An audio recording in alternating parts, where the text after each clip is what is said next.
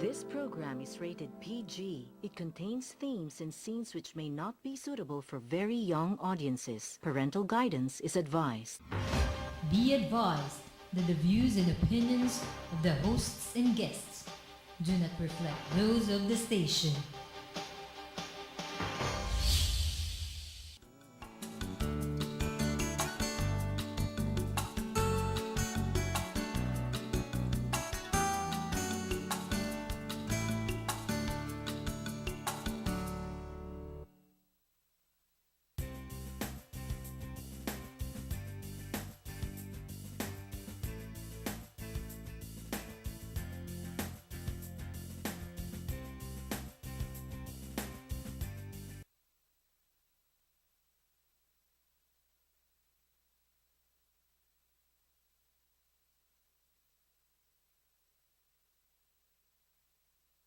Well, it's one for the money, two for the show, three to get ready. Now go, cat, go, but don't you step on my blue suede shoe. Well, you can do anything but take me over my blue suede shoe. Well, you can knock me down, step in my face, slander my name all over the place. Well, do anything that you want to do, but honey, lay off them shoes and don't you step on my blue suede shoe. Well, you can do anything but take me over my blue suede shoes. Let's go, cat! Oh, walk the dog.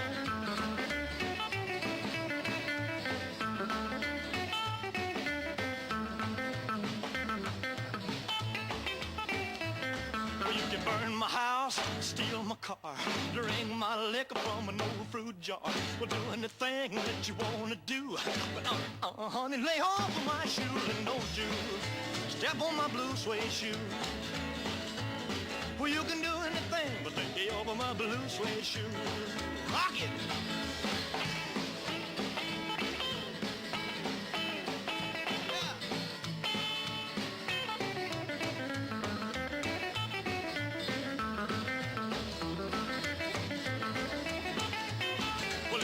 For the money, two for the show, three to get ready. Now go, go, go, but don't you step on my blue suede shoe. Well, you can do anything but take me over my blue suede shoe. Well, it's blue, blue, blue suede shoes. Blue, blue, blue suede shoes. Yeah! Blue. Good evening, ladies and gentlemen. Welcome to Philippines Uncut. I'm your host, Buddy Kunanan. Now, on this show, we talk about everything under the sun, and tonight is about shoes. Now, folks, let's face it. From Imelda Marcos's 3,000 pairs of shoes to Elvis's blue suede shoes, most of us are crazy about shoes. In fact, for the first time tonight on Philippines Uncut, I am wearing blue suede shoes in the studio. And to talk about, joining us to talk about fashion trends in the Philippines, specifically in the shoe industry, and what is happening to the Marikina shoe industry, we have two leaders of the shoe business here in the Philippines. To my right, there's Mr. Jay Elleria, and he is the in-house designer of Cardam's shoes. Hello. Evening, Jay. Good evening, Welcome to buddy. Philippines Uncut, yeah. And of course, my good friend Christine Nang, who is the marketing manager and merchandise manager of Cardam's. Yes. Hi, good evening, everyone. Now, good evening, Christine, and Yes. pleasure to have you guys here. And you know, we've been meeting for several weeks and Right. several months about this, and it really is a very interesting topic for me because you know, here in the show, I like to showcase Filipino talent and Filipino fashion and also entrepreneurship. And with this, we have all of those topics in one topic here tonight. So, first, before we start, let's have a little introduction first. Let's start ladies first. Christine? All right. Who is Christine Nang? Well, I do merchandising and marketing for our brand Cardam's, and I've been in this industry for quite some time now, and I travel to see what's the trend outside of the country, and we tried as much as possible. I would like to adopt it here in our country. So Have you been in the industry a long time? Have you been in the fashion industry for a long quite some time, around 5 to 6 years now. And how is it like? I mean, what is it like? Actually, the Filipino fashion is at par with the international fashion. I could say Filipinos are very adaptable in terms of the trends, and we're very, how can I say, we're very energetic people. So we love colors. Filipinos, I know. Passionate. Yes. Creative. Pretty much. So that's what I can say about Philippine market. So, Okay. yeah. Now, Jay, how about you? Tell us a bit about your background. You are the in-house designer for Yeah. Cardam's And and Mario Mario de de Boro. Boro. Okay. So I've been with them for like 7 years, designing shoes for them, and I also do interior design, and I make bags and dresses. Wow. So really for you, Yeah, it's fashion parang and lifestyle and correct, style is and really in your blood. Yeah, I guess so. So working with these people for Cardams and Mario is really great because what I need, they give it to me, like materials, budget, everything. So to help our Filipino industry, Marikina shoe industry. Yeah. Now, how did you get involved in fashion? I mean, was it something that was in, no, when I was a kid, at parang a young age? grade 6 or I was starting drawing, fashion designing. Tapos syempre pagka nag-drawing ka ng damit, parang kailangan ko ng sapatos, di ba? Parang it goes together eh. So parang kailangan ko i-match yung shoes and bags as well. So it started then, tapos dire-diretso na. Wait, what is it about shoes? Because in my opening spiel I said, let's face it, a lot of people, practically everyone, we all love shoes. I mean, there's something about Yes. shoes. What is it about shoes? Tell me, you guys in the industry, how come it must be the most bought Correct. piece of clothing, right? Especially for For women. Yes. Oo, Yeah. parang kasing Yes. What is it para sa about babae kasi parang it match. Pag hindi terno yung damit mo sa sapatos, parang Yes. it's nothing eh, di ba? Parang or it should be parang terno-terno, parang ganun sa atin. Yes, right? that's right. And it also regardless, how women we were very temperamental, moody, and whatnot. So it's It's an outlet. Is it an outlet? It's an Christine? outlet for us, and since shoes is there for us, whether we're fat, we're thin, our shoe size is still the same. So Nice that's point. what Good point. constant about us women. Okay, choice. Shoes or bags? Which would you place That's more? a very difficult Well, I'm answer. putting you in the hot seat now. Which But of should- course, shoes. Yeah. Shoes, really. Yes, that's right. And interesting topic, interesting trivia. In the UK, for instance, and I'm sure you guys are aware of this, men have actually surpassed women in the amount of spending they have on shoes for the first time, I think, last year. I mean, in the UK, the Daily Mail and several newspapers, they had a study, and UK men across the board, Yes. teens, and then 20s and 30s, until mid-40s, all outspent women Wow. for the first time. Can you imagine that?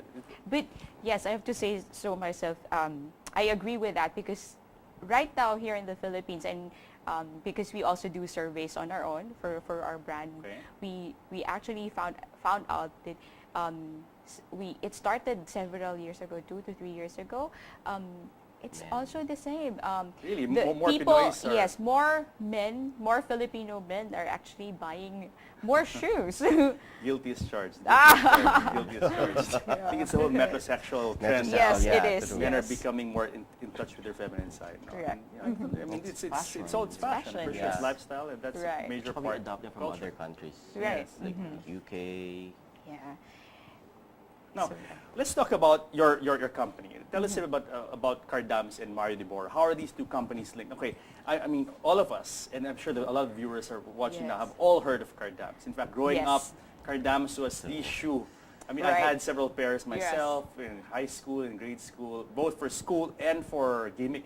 Right. Cardam's Uh-huh. was the shoe to have, di ba? Yes. So tell us a bit about the company. Okay, the shoe brand Cardam's has been in the industry for the longest time. Together with our mother brand Mario de Boro shoes, it's been in the industry for more than 25 years now. So I know for a fact that most of us, our generation, we all grew up with Cardam's and Mario de Boro, and and it's been evolving. So now we would want the older generation now, I should say, is beginning to build their families, and that's what we want to happen right now is to build a new generation of Cardam's and Mario de Boro shoppers already. So Okay. Now, so these are your two flagship brands, Yes. Cardam's and Mario de Boro. Yes. How do you differentiate the two? okay. Okay, number one, I think that Cardam's is not the same Cardam's that it was, before. as you said, 20, 25 years Yes, ago. that's correct. The old Cardams is bit very, clunky. yeah. Talagang the old The old Cardams. Cardams, I should say. The style is a bit conservative, very safe.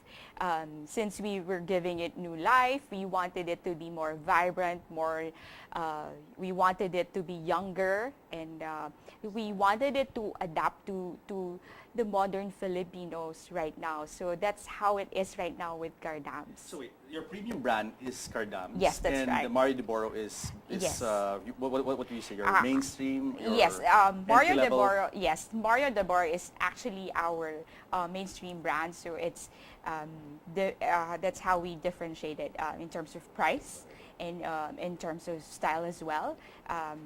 That's how we distinguish the two brands. Yeah. Now, why did you choose to tweak Cardams that way? Because I mean, why didn't you keep it like since everyone is used to it being like Right. an entry level school shoes? Why did you just stick to that and make Mario de Boro your upmarket brand? It sounds Upgraded. kind of Italian, you know, Mario de Boro, right? So Right. why did you guys choose to do that? What was your marketing plan? We wanted to build the brand in such a way that we wanted it to last. And how do we want that to happen? It's by keeping up with the trend. Filipinos now are very smart buyers. They would want something that would be, it's fast fashion. If you notice right now, people are doing fast fashion, and we would want to be one of the trendsetters in terms of doing fast fashion. So that's how we would want to position ourselves as a brand. Fast fashion, good Fast term. fashion, How would yes. you define that, Jay? Fast fashion. Fast fashion. Yes. Upgraded compared Rebooted. to rebooted, Rebooted, oo, we compared Right. to the old Cardams. We would want it to be ever changing all the time. So Yes. parang rebranding, Fast. We want our styles to be always up- in. yeah. Yes. from time to time bago. And Right. what has been the response of the market, of the buyers, to the reboot of Cardams? Quite well, because we can see now what we wanted as our founder and our boss would Who is your say. founder and your boss? Let's mention the nice lady in there. Come on. Okay, of course, we'd call her the mother in the office. Of course, Ma'am Nancy Ong. So she's the one leading the team in terms of doing the styles. And the company's vision is actually to be family oriented. So the dad can buy, the mom and their Very kids good, can very actually have their own style and buy them in one store. So and in one brand. So that's how we would want to market it. So from flats to high fashion, from leather to casual shoes, name it, we have it. So that's what we want to happen. And Jay, you have a handle on all of on this whole campaign. Yep. Is it difficult to plan out, let's say, a whole line from the father, the mother, the kids, the grandfather? I don't know. Medyo, Yeah, medyo even an mahirap, no? grandmother. Kasi like from daddy to the kid, di ba? Yeah, Parang, yeah. syempre ngayon, parang you have to think of it na parang ito fashionable kay daddy, dapat kay anak fashionable din or magterna rin, di ba? So parang, it takes time to design also and to put colors into shoes and materials into shoes. But it's fun naman. How did you contribute to the reboot of Cardams? Of course, styling. Yeah. Siyempre, we want it parang something new, something stylish, something affordable by the buyers, no? And what else? It's very Interesting, good with, affordable. yes. No? Yeah. Because Cardams has always been a good quality, affordable shoe. Yes. Even when I was in school. And so Right. you guys have maintained that positioning. Yes, we did, and we would want to keep it that way. In fact, we would, but at the same time, ever changing. So, meaning to say, what we want to happen is we're actually an aspirational brand. We would want people, of course, because we are very passionate about supporting the Filipino brand. That's who we are. And with all the imported brands coming in. So this is something that we would want to, of course, we as Filipinos, we would want to achieve at least the same quality, the same standard of quality that the imported brands are having. But the main factor here is we are very price conscious. So we would want every Filipinos to have at least a pair of our brand. In their How, closet. how do you penetrate the market? I mean, how widespread are Cardam shoes now? We're actually, our brand is nationwide. It's all over the good. Philippines, from Luzon to Visayas to Mindanao, name it, we're there. So we're very accessible. Our brand is even as far as Pagadian, we're there. You have these are your own stores, or you're carried by retailers? We are carried by retailers, but also for Cardams, we have our standalone stores. Okay. So I mean, and a lot of people, of course, know where to find these, the major malls, Yes, the major shopping centers. yes, that kind of that's thing. correct. So yeah, guys, let's pause for a break because when you come back for a second segment, I want to talk about the shoes you have in front of us and how you guys exactly stay abreast with the fashion trends, Right. and that's something I'm very interested in from Jay. From So Jay, guys, don't yes. go away because more of Cardam's and Mario de Boro shoes and proudly Philippine-made when Philippines Uncut returns.